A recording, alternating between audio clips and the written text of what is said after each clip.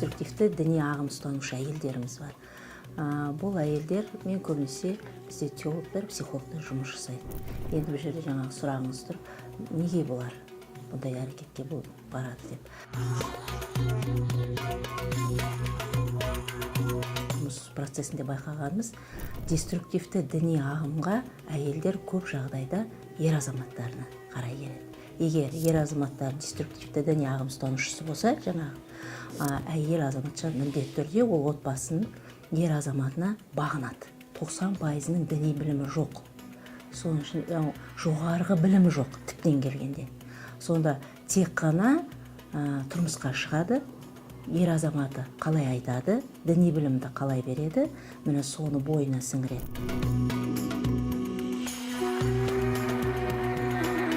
Әйелдер негізгі отбасының ұйытқысы ғой.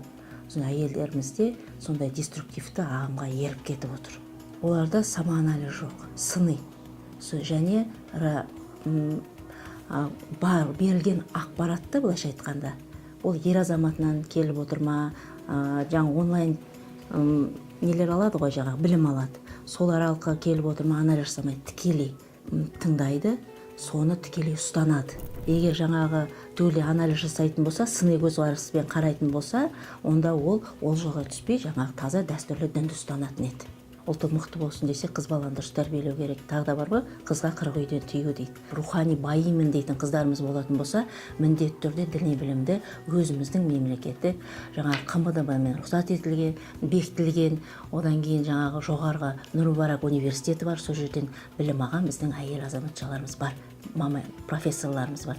Міне солардан білім алып, өзінің діни білімін кеңейтіп барып, ер азамат таңдаған кезде сол бүкіл ішкі дүниесін түйсігінен өткізе отырып таңдаған дұрыс.